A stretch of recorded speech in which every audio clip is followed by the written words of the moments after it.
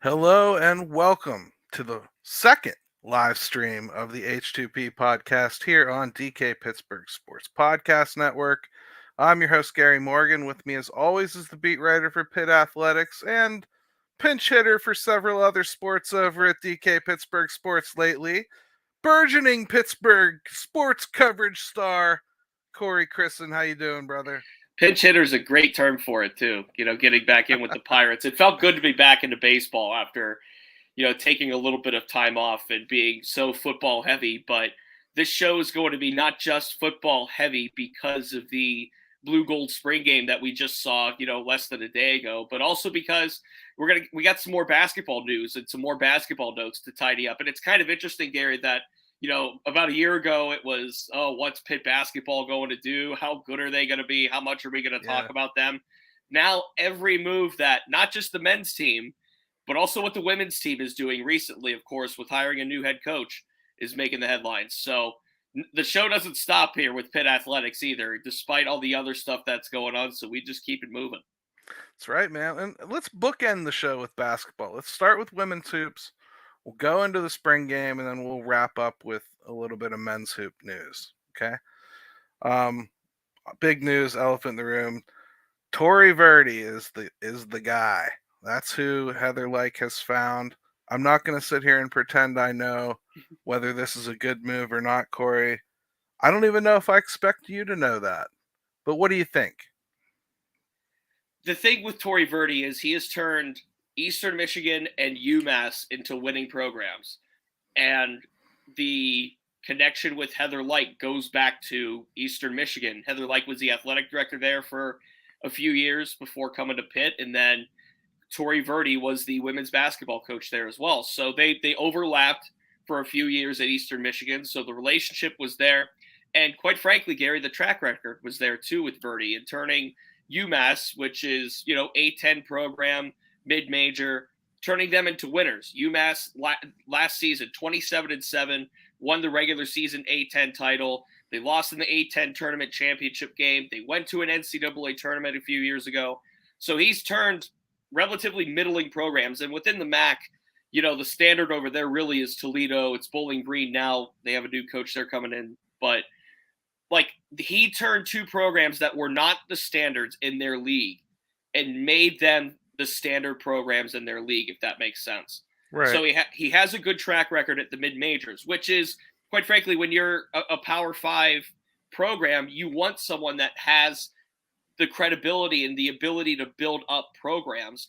And that's kind of all he's done throughout his career. He had a small stint at Columbia, but was mostly an assistant throughout his career. Got his shot at Eastern Michigan, turned them into winners.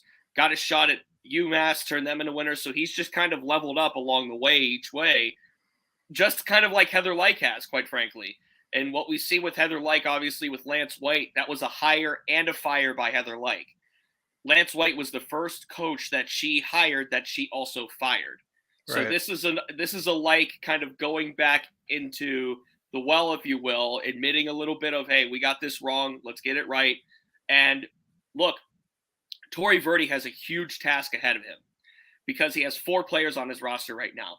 4. Now, one of them in Marley Washington played significant minutes last season. Another one, Gabby Hutcherson. She was a former, I believe, 5-star recruit going to Ohio State and then transferred to Pitt. So he has a couple of pieces to build off of, but he's basically going from scratch right now. And in the ACC, which I will argue is the toughest women's college basketball conference, it is harder now to win in the ACC than it ever has been when it comes to women's college basketball. So this is a tall task for anybody. And I went to the press conference. I went to the Pete for everything. I talked to him. I did a one-on-one with him. And the thing with Verdi is he's not naive to the situation. He's fully aware that he's coming into a project, so to speak, has to build it up. And it's kind of funny. He went on ACC Network late last week, and he used the words brick by brick. Tell me Jeff Capel hasn't been in his ear so far since he's been in the building. Right. But Tori Verdi is very understanding that this is a project team to build back up. This isn't a come in, take it over, let's win the league next year. This is very much a procedural thing that has to happen. And kudos to him for saying the right things. He's saying we have the expectation to be a winning team next year, not 3-4 years down the road. Like 23, 24, we're going to start winning. And I appreciate the aggressiveness. I appreciate the candidness. I appreciate that he's speaking in that way, because most coaches would look at this and say, you know what? It is going to take time to rebuild. It is going to take time to get our feet back underneath us. And not to say that he's not understanding of that, because he is, and it's evidence because he's had to do this elsewhere. But he is immediately, like, the first punch that he was able to pull on the public image, on here's the mission, on, hey, donors, look, here's what I'm bringing to the table, was the expectation is we are going to start winning now, whether that's off the floor with just recruiting, with practicing, with developing players, which will transition into winning on the court. And that's going to become like winning down the road, which is what most coaches would talk about. Like, we're going to win down the road, but he's talking about winning now so they can win down the road. So I found that approach very interesting. I'm happy he's saying all the right things. If you want to talk about winning press conferences, right? And I put that in air quotes. He definitely won that press conference, if that makes sense. Sure. So I guess to know if we're addressing the right problems, we need to understand the problems. So what went wrong with Trey Lance? Like, what was not happening that you was mean Lance expected? White? You mean Lance White? Trey Lance. I'm sorry. I'm thinking about something else. Well, basketball playoffs. I mean, you want to talk about Trey Lance? Geez, Atlanta. What happened though, for real? Because like things just kind of never clicked. It felt like, at least towards the end, and this came from Malia Johnson, who was a rising sophomore on this team last year, who now is transferred away. She's at Houston. Like, the team just kind of gave up on Lance White, quite frankly.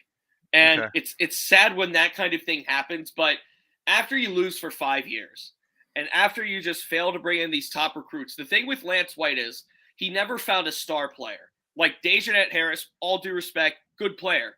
All due respect to Malia Johnson, good player. All due respect to Marley Washington, good player. They are not, so to speak, franchise or program cornerstones that you could look at. And like, perfect example is Deasia Fair at Syracuse. And is it an easy layup example for me to use? Yes. So I'll use it. Deasia Fair came from Buffalo, was 4th in the nation in scoring at a mid-major last year, and became first-team All-ACC this year. And I believe she was, this could be corrected if I'm wrong, but I think she was a 3rd team or an honorable mention All-American. But like, Felicia Leggett-Jack goes from Buffalo to Syracuse. She built Buffalo into a winning program in the MAC. Goes to Syracuse, gets them into the women's NIT, and they win games at the women's NIT. She brings her whole staff and like half the team from Buffalo over to Syracuse. But the point is that Deasia Fair was the straw that stirred the drink in the entire process. If Deasia Fair doesn't come over with Coach Jack to Syracuse, Syracuse is still probably an under 500 team. They're probably still rebuilding. They're probably still looking for that one piece. Fair was the reason why Syracuse had their success this year. Pitt has never, in the Lance White era, had that. They had not had a star that could take over a game, that could put up 20 points, and if they really needed it, 30. They never had a player that could just seize control and like be the dominant force. He's had good players, but not that one special standout great player. And in the ACC, you need great players to win in that league. Let me ask you one more question about women's hoops before we move on. Just falling on my sword here, I'm not as familiar with it as the men's game. Is the transfer portal as big a thing? In other words, is Tori going to be able to rebuild through that process as easily as Jeff Capel was ultimately able to? I don't want to compare the two because it's a little bit of apples to oranges in that scenario, and not because of the proceedings that go with it. The transfer portal is rampant in every sport, really.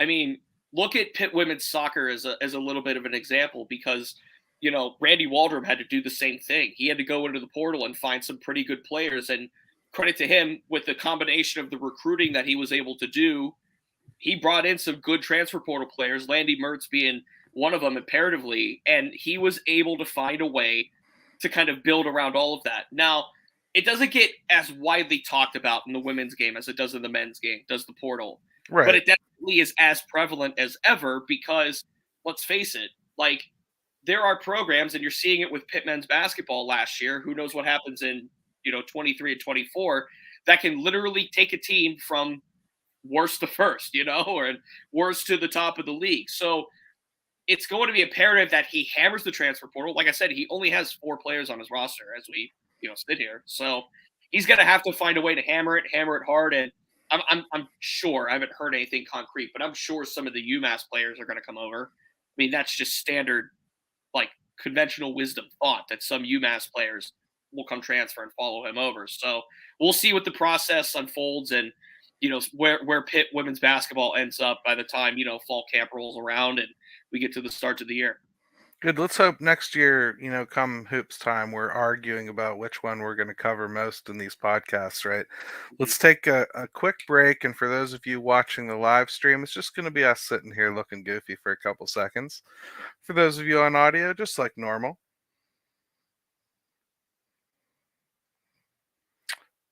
All right, and we're back to the H2P podcast here on DK Pittsburgh Sports Podcast Network.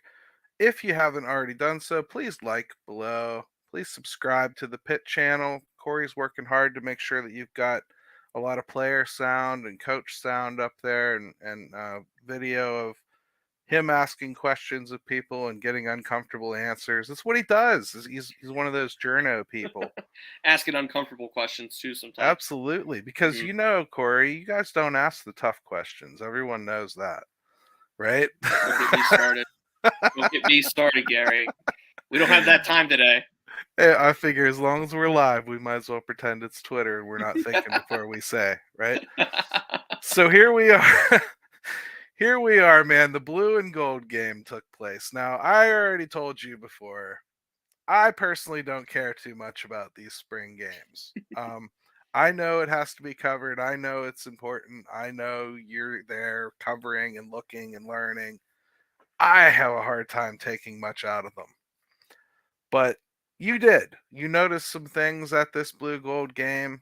Maybe if you feel like it, tell everybody why these things get played. Great. That's a great question to lead off. See, you got it too. The hard question gene in there.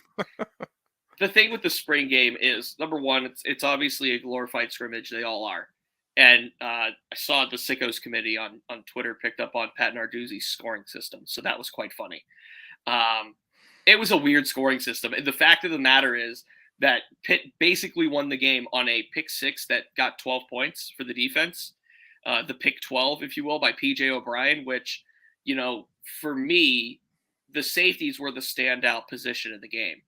Right. We talked about before how Brandon Hill and Eric Hallett, they're going to the NFL. They are the driving forces of that defense. And I don't know why I didn't think of this before, but their predecessors were there yesterday.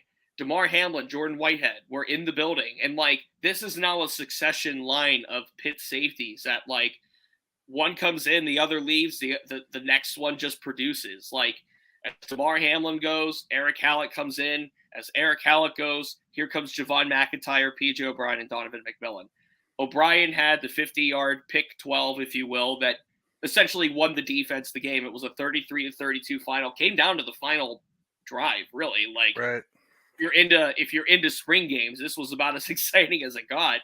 And then Javon McIntyre, the way he just came out, he had 6 tackles and 2 for loss in the first half alone. And he really just looked explosive and was able to fly around and make some plays. The young D line looked good too. I mean, Jimmy Scott had a fumble recovery. Nakai Johnson was in the backfield. Elliot Donald was in the backfield. There were some key young players. And this is almost a continuation of what I wrote about in the Sun Bowl, or as a result of the Sun Bowl. Because if you remember, Pitt had all those players out. They had all those players either, going to prepare for the NFL draft or just sitting the game out, whatever it may have been for injury. And Pitt had to play their hand of young, stacked talent in their depth and the defense in particular. And McIntyre had a strong end of the season. Looked great in spring ball. He had a good spring game. PJ O'Brien has been talked about as having a good spring. Nakai Johnson and Carter Johnson, respectively, D end and tight end, won I believe it's the Conway Award for like the most improved player in the spring. It's a team award. So Carter Johnson, we heard from him, and it's kind of interesting because Pitt didn't have Gavin Bartholomew, they didn't have Dejon Reynolds, and they didn't have Kanate Mumfield for this spring game. So, the offense really was without some key weapons. And for me on the quarterback spectrum, because I know we're going to get there eventually, on the quarterback spectrum, I think Phil had harder throws to make than Christian did. But Christian still handled the short and the intermediate throws pretty well. Right. But I think Phil missed a couple deep. His accuracy was fine. I think there was a little bit of timing issue, but all in all, I think the quarterbacks looked fine. And Yarnell threw the most passes. Nate Yarnell threw 10 passes. And, looking at Phil and Christian, they didn't throw that much. And Christian led them in passing yards. He had the touchdown, which was just the swing pass to Derek Davis.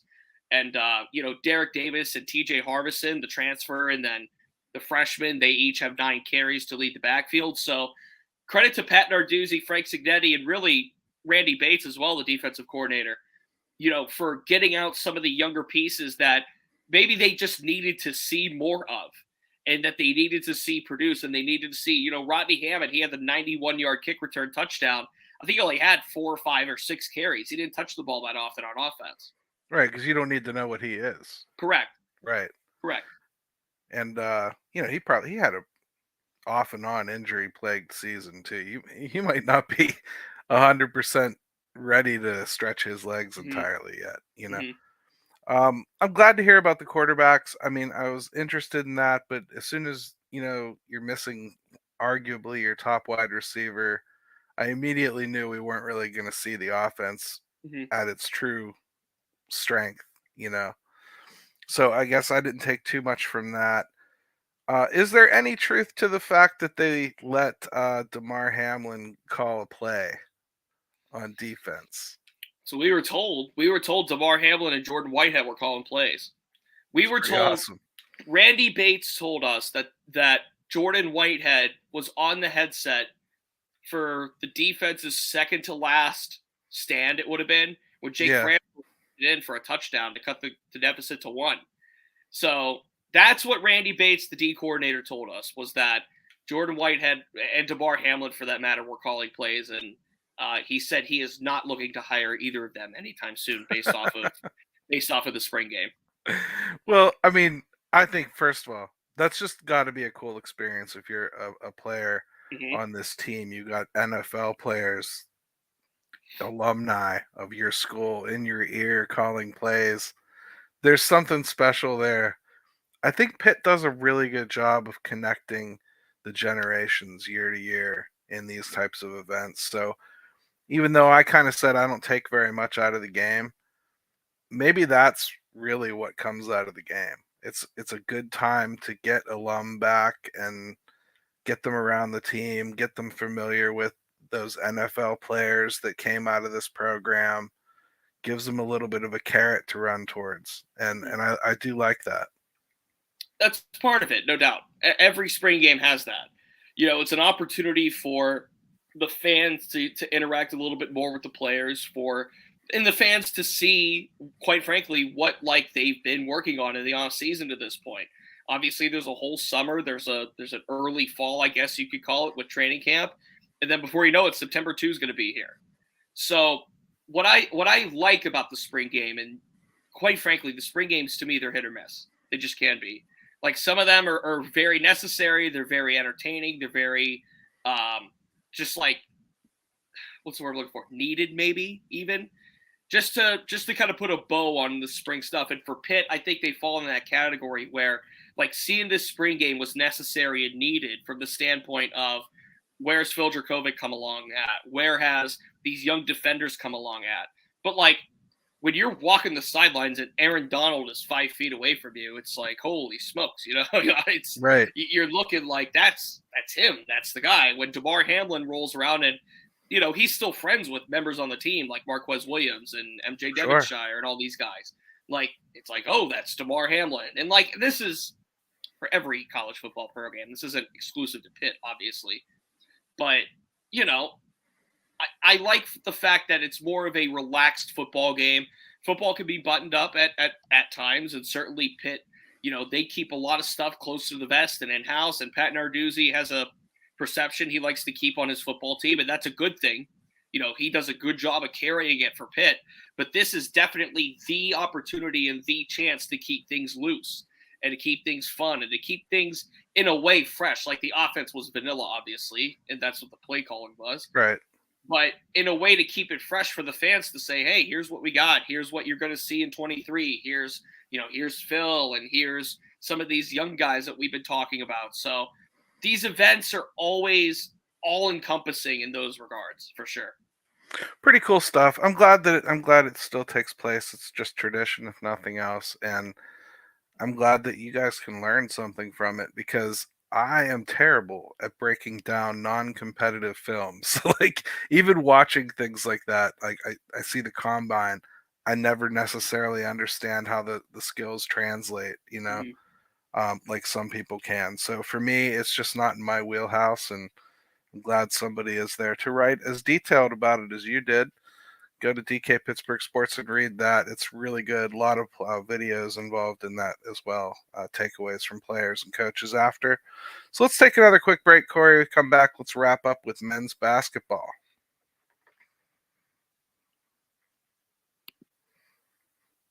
All right. Welcome back to the H2P podcast here on DK Pittsburgh Sports Podcast Network. It's time to bookend the show with hoops. Corey, I mean, we really never get tired of it, do we? I mean, and Pitt just scored a pretty good looking transfer in forward Austin. Mm-hmm. What do you think, my friend? Zach Austin out of High Point.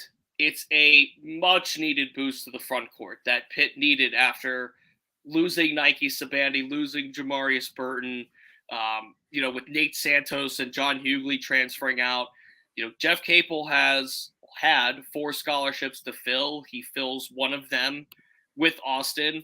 And the thing with Zach Austin is, he shoots 32% from 3. He's not going to light up from outside, but he is hyper athletic. He is a good defender. He is a guy that's not afraid to get inside. He can dunk like Nike Sabandi would watch his film probably, how good of a dunker he is. So they got a guy that's really hyper athletic. He averaged 14 points in the Big South. So, it's a mid-major. He's coming from a mid-major, and it's not really a, top of the line, if you will, mid-major, but averaging 14 points and 5.4 rebounds when you're 6'7" and 201 pounds, that still says something. So Pitt added athleticism to their front court, and obviously Jeff Capel is not done. Right. Looking in the portal, there are 3 guys, 3 scholarships rather, that he has to fill, and I would think that he goes in and tries to get a starting shooting guard out of the thing. In my opinion, Austin could start at 3 right now. And I don't think there's Nice. any question about it. I think next year's starting lineup is going to include Zach Austin. And then, that allows Jeff Capel to play Blake Hinson at the 4. You could play either Federico or the Twins at the 5, if you want to start one of them. And then obviously coming off the bench now, Jeff is going to have both of the Twins coming off to solidify the 4 and the 5. And then it's just a matter of maybe finding another 3, or, you're going to have Marlon Barnes as a freshman. You still have Carrington and Lowe as freshman guards to play with. So, the roster's taking shape in a little way, with the getting of Austin. And I think what the commitment of Austin does more than anything is it reassures just that front court position. And really, Jeff Capel's probably going to have to get one more front court piece. But I don't think there's any pressure to find like the top front court piece. I think Austin is solid enough to where Capel could put a little more focus on finding a transfer guard, and a transfer 2 guard in particular, that's maybe on the higher end than, maybe your average, looking back down at the portal rankings. Yeah, I guess Henson is not a true 3. He can do it. Austin might be more of a true 3, right? So it's Mhm. probably good to have that insurance policy there anyway. You can always let Henson have minutes there as well if you want, or if he's out playing Austin. You got Will Jeffries coming back as well, Yep. probably. Dior Johnson, we didn't even mention. He's probably going to be running the point, I would imagine. Yeah, he will. I think he will be. So, yeah, it's looking like it could be a solid and competitive team, especially if the Twins and Fetty bulk up a little bit. Now, how do you approach something like that in the off season besides telling them to eat more pizza? Eat more pizza and get in the weight room. Funny enough, I think this was last week. Like Pitt's official men's basketball Twitter account posted a video of Federico and the Twins, or photos of Federico and the Twins in the weight room. So, they've probably seen and they've probably heard people talking about those three needing to bulk up. So, they gave the fans a little nudging, saying, "Hey, here it is." So, I My mean, wife, but my wife told me the other day Fetty ordered a triple decker hamburger, so that's good stuff. Like, hey, there you go. That's good. Hey, that's good scoop right there. That's it that's news sure you is, could man. use. That's news you could use. Federico is taking it upon himself to eat a little bit more. Good, good. Uh, but those two in particular, those two entities getting a little bit bigger, a little bit less easy to push around underneath is is a frightening thing for the ACC with a ball distributor like Dior Johnson could be. That's something that Burton wasn't. Hmm. He was good, but Dior's more of a natural ball distributor, point guard. So should he work out and not get injured, which frightens me because they don't really have another true point guard beside him. Hmm. That's the big hole that it looks like for the recruiting trail to me. It's one that needs to be filled. Again, 3 scholarships left. I think Capel uses it on a backup point guard, a starting shooting guard, and then another small forward. I think that's the smartest thing to do about it. And when I think about like the order right now of the depth chart, if you will, when it comes to Dior at the point, I think Jalen Lowe's more of a 2. I think Carrington's more of a 2. So maybe you just go for another point guard. When you have Austin and Jeffers at the small forward, you have Federico and the Twins splitting time at center in the 4. Then you have Blake. Like Pitt is 10 deep right now, which is a good thing. They have, the season started tomorrow. They have a team. Excuse me. Wow, live recording. Bug in the throat. Don't have the water nearby. Bad move on my part. But if the season started tomorrow, Pitt has a team to put on the floor. They just need more depth. They need more rotation pieces. And I think the shooting guard position is going to be the one that, if there's going to be a starter flipped out of it as it sits right now, it's going to be at the 2. And I think Capel is going to want a 2 that is more of a Greg Elliott, maybe more of a spot 3-point shooter. And I think that would work for them, given the profile, like you said, of a Dior, like Yeah. Zach Austin, who's not a high 3-point percent shooter, someone to feed off of Blake Hinson outside. So I think that's what they're more going to lean towards. I need to figure this throat situation. I need to get some water. I need a coffee. I need something to Well, figure this out. we're gonna figure it out by ending the show here momentarily, but let me just quickly throw in there that I think we shouldn't forget where Capel came from. Mhm. And when you look at how Duke builds a basketball team, you shouldn't forget that he wants his bigs to be able to shoot too. So I don't know that you go in and just automatically think that Fetty is his dream. I think he wants somebody that can shoot slightly outside of the paint, or make those picks a little less obvious, because every once in a while he's going to roll out and take a shot instead Mhm. of dive back in. He likes, Duke loves to coach that trickeration in there, and it's something that I think Capel would probably like to evolve towards, which the Twins could have a little bit of. Those would be the 2 most likely, I guess, candidates to be, the more stretch 4 or stretch 5, if you will, as 3-point shooters, would be the 3S Graham twins, if you will. So I see potential within those 2, and they showed flashes, quite frankly, Yeah, of being able to shoot the 3 and being able to pop out, and even being able to just simply make plays from the perimeter. Right, when you look at, like, the perfect highlight example was the pocket pass from from brother to brother in the Yeah. Iowa State game. Like they have playmaking ability with the ball in their hands as much as they do off the ball. That's not fair though, because they're using telepathy, and it's just a matter of time before the NCAA cracks down on that, Mm-hmm. Corey. It'll be just like the Houston Astros a few years ago. Oh boy. It's twin cheating.